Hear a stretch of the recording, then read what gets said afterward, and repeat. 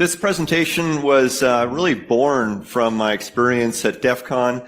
I competed twice at the SC CTF there, and ever since then I've been adding to this presentation. So if you're interested in the social engineering CTF at DEF CON, this will be of interest.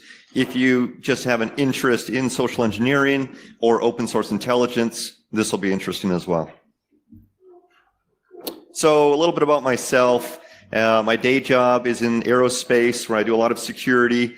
I'm also a volunteer for Coquitlam Search and Rescue, where I function as a tracker. I've been doing that for about 10 years. That's relevant just because of the parallels between tracking a person in the bush and then doing OSINT online. It's actually really similar in technique.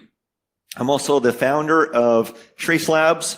Actually, I got on a plane immediately after B-Sides Vancouver, where Trace Labs was supporting a CTF there. We do OSINT CTF for missing persons. So we actually, our contestants are looking for real missing persons, and we take that data and we give that to law enforcement. So if you're interested in that sort of stuff, check it out. There was a documentary made just as I was leaving B-Side, so they were filming all our activity there, so that'll be on YouTube probably in the next month or so. And if you'd like to contact me, if you notice any mistakes in any of my slides, or if you have particular interest in anything, please do hit me on Twitter or send me an email. All right, so there's a lot of good stuff going on here today. What we're going to cover in this room is a basic introduction to social engineering. I'm going to go through really briefly the DEF CON SECTF. If you want more information on that, let me know, and I can definitely help you prepare for that if you're going to do that. We'll get into open source intelligence, which is personally my favorite right now, and then we'll get into some phishing techniques and pretexts that I use that were successful, and then how to defend against this sort of thing with your organization. And then everybody wants tools, so I'm going to go over a few tools and some resources that you can check out as well. I like to show this just so you know what you're going to get. All right, quick disclaimer. These are only my ideas. They're not representative of anybody I've worked for or will work for in the future. I just have to get that out of the way. All right, social engineering. Social engineering definition, this is really important. It's the key thing here is the manipulation of somebody to provide you or to do a certain action or provide you with certain information. And you can compare it to, say, influence, which is more of a good thing. You can influence somebody to do something, but that's usually in their best interest. So it's not going to be a bad thing for them if somebody finds out that they did that. So you might influence somebody to go for a job interview or take a course or do something that's going to help them grow. Manipulation is where you convince somebody to do something that is probably going to be detrimental to their future. And we see this mostly with evil attackers, so the people who are attacking your organization. We also see it in some other industries. Sometimes you have it in sales and things like that. Anybody in sales here today? Okay, great.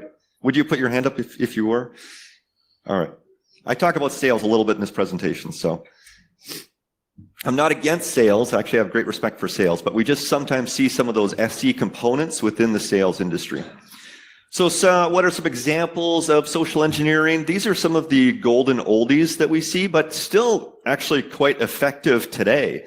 Impersonation, you walk in as the FedEx person, or you're on the phone as the FedEx person, or somebody else, the janitor, that's the classic. Tailgating, you walk into a building, maybe you're carrying some pizzas or some coffee. I think I've seen one lately where you're a female, you pretend you're pregnant, right? So everybody's going to help that person and hold the door. Still works today. Shoulder surfing, there was an article a couple months ago. It was a big deal. People were looking at some very sensitive information from a company on the bus over the shoulder of the employee. Dumpster diving, this is a little bit better today. So we have the shredders, we have the companies that come in and remove your garbage from your office. It's a little bit better, but you could, and a good attack vector for that would be if somebody comes in and does the impersonation of that company and takes away all your documents. So better, but still the problem hasn't totally gone away. Some current attacks. And this is not the complete list, but the focus is now on getting more of a higher percent success rate through this kind of mass distribution. So of course you have the phishing, the email attack, vishing, smishing. All of these are pretty standard. My phone rings probably once a week with an attack. Social engineering as a service. So all of these are moving to a service. You can get denial of service attack as a service. This is very cost effective quite often. And then social media impersonation. I love this one, and it happens quite often. You'll get on social media. Let's say you're in the lineup to rent a car. It's taking a long time. You're frustrated. You tweet to the company, "Oh, I'm very frustrated as a customer. I'll never come back here again." You get a tweet back that says, "Oh, we're very sorry. Click on this link and you'll get a discount for the next time you rent a car from us." That's not actually the real company. They just want to harvest your credentials. So what's next? There's a whole bunch of stuff happening now that's really exciting that we're seeing on the social engineering side. Virtual kidnapping, where they take your account and they use that for a number of different things. It starts off with a trusted source so they can pivot from that to then do more things, or they can ransom it back to you. Whaling, of course, this is very popular. Saffron Rose was a good example of this. I think it was last year. You can read that in the news. We don't train our executives as much as we probably should. They're the biggest targets, and they're super busy, so they're generally pretty easy to trick. So that's definitely an area that's growing. It's profitable. The hybrid attack, this is also one of my favorites. So if you want to do an attack against an entity, it's really great if you can distract them and consume all their defense resources as a kind of a first step. So this is great. Do like a vishing or a phishing attack. You'll get some stuff there probably, but really using it as a distraction, and then you do your other attack over here while all those resources are tied up.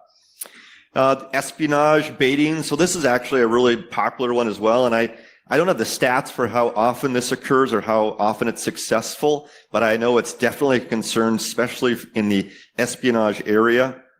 So that's when you get an invite to go to a conference, maybe to speak or something like that. Anything that you get that is too good to be true, really take a look at that. If they're going to pay for your trip and you get to do all these wonderful things, make sure it's legit. There's a lot of ones out there, a lot of these sort of services that are specifically designed to get information out of you.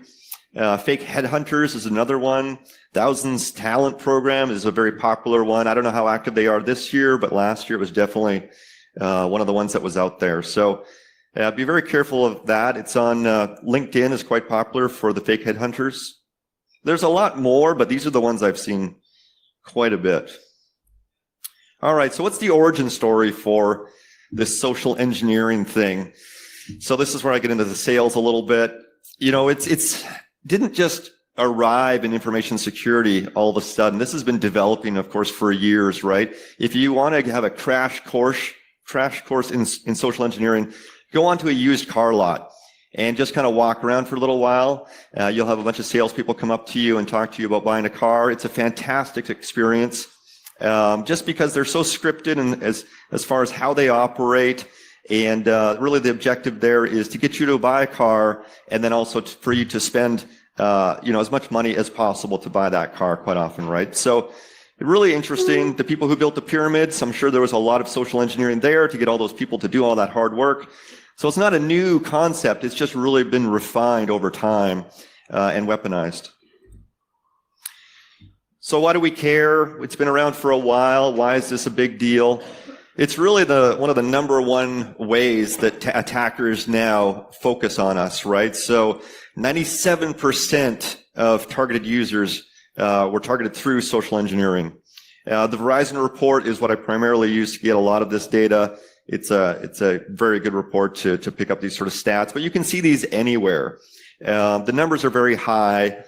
For any sort of attack, you're typically going to see as the first steps, at least, you're going to see your OSINT, and then you're going to see some sort of social engineering. And we don't put a lot of effort or training into really defending against this at this point compared to everything else that we do. One of the jokes that I often make, I've got my CISSP, and you have to learn all these different models. The OSI layer model is one of those things, right? And it stops at layer 7.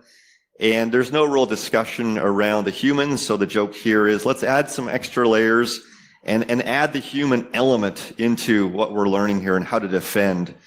We can talk about, the network layer, the transport layer, all those things. But as an attacker, I'm going to ignore all that because I know I'm going to call somebody in your company. I'm going to ask them for their password, and then they're going to give it to me. So maybe not the first person or second person or third person, but I'm going to get it. So really, I think we can add a little focus there over time. All right, so I've tried to convince you that social engineering is very important, that the trend is going up, that we can't ignore it. Kevin Mitnick has this nice little quote here: the weakest link in the security chain is the human element. Has everybody drank my Kool-Aid? Does everybody believe this so far? Anybody kind of like skeptical? Somebody has to put their hand up, otherwise I won't do a demo. Yeah, okay, I got some hands back there. Perfect. So let's do a quick demo, okay? And this is a ridiculous, stupid demo, but I only have about 30 seconds to do it, okay? So that's why it's not great. And the reason I personally don't like doing this demo is because I lose either way. If I trick you, I'm a jerk. If I don't trick you, I'm a fraud. So, half the room's going to hate me for one reason or the other. So, but let's do it because it's kind of fun, okay? So let's pretend we're all a company here. We're all employees, and we write a bunch of policies, and some people might read them. But one of those policies says we're going to have like a rule, because policies basically say like don't do that, right? And you can do this, but not that. So one of our rules will say something visual. So let's say like hand flipping, because that's visual. I can see if you do it, okay? It's just one policy is all we've got. That's all we need. It says no hand flipping, okay? So what we're going to do is, just so that I can see if you flip your hands, just put your hands up in front of you like a zombie. And, okay, so we're going to start with our hands up. Okay, that's not bad, actually. You guys are pretty good. So it's a ridiculous trick, right? So I set you up by saying, put your hands up in front of you like a zombie, and then I said, okay, do this. And so some people flip their hands after I said the policy, don't flip your hands. It's ridiculous, okay? I only had 30 seconds. But basically, it's just a little bit of misdirection, right? And so I got a couple people. This is probably the best crowd that I've ever done where you didn't flip your hands. So, but a few of you did. So it's just misdirection and trying to distract you with one thing while I do another. And that's really the biggest trick with social engineering. One day I'm going to do a really cool magic trick, but that's all I've got so far. So I'm sorry. We'll move on. All right, so if you're still not convinced that social engineering is something we need to invest in, something that's going to actually get, more and more important, even if, if you don't believe it is already, go Google it, take a look at the stats. I highly recommend your company look at a vishing or a phishing program, at least an education program where we talk about it within our organization, and try to build some defenses around that. It's not going away. All right, so the DEF CON SECTF, a really interesting CTF to watch and to also participate in. I've done it twice, came in third both times. I'm not doing it this year because I'll run a CTF there this year. The reason I like it is because it's not theoretical. You get a real company is your target. And I'm a big fan of non-theoretical exercises. So the stage one, you've got 3 weeks. I did about 6,000 minutes. You're at home, and there's 16 competitors that get accepted to that. You have a real company. You have 29 flags to collect on that just by doing OSINT. It seems like a lot of time, but if you've got a full-time job and a family and other things, it goes by really quick. So it's a lot of evenings and weekends. The second phase is you show up in DEF CON. You've got 20 minutes in a glass booth in front of hundreds of people where you do vishing against a real company. And it's really interesting to see how these companies respond.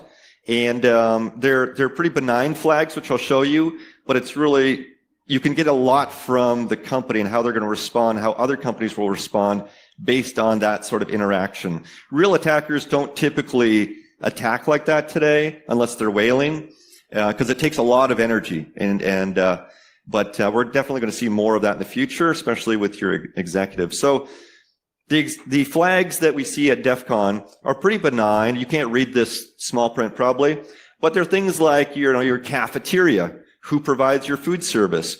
What's your VPN, janitorial service? What kind of OS do you have? How long have you worked for the company? So they don't sound too bad, but even these can be used to do a real attack. These are real flags that I would recommend, and which would be actually much more valuable. I use the cyber kill chain just to give it some sort of structure. But if I was doing this with a real company, I would look for, you know, the environment. What do they have? What are their response capabilities? You know, can they respond to my attack? If not, great, right? If they can, well, then how do they do that? What are their assets? So as an attacker, that's probably one of the fundamental questions I would start with up front. Like, what am I going to get out of this? Am I going to get money? You know, what are they protecting? The weaponization, so what available exploits am I going to launch? What's their patch level look like? Do they patch even? Delivery methods, so how will I deliver this? Am I going to walk in and drop some USBs in their elevator? Am I going to give them some links to click on? Stuff like that. What's their antivirus look like? Perimeter protection, logging? Do they even log? Do they have a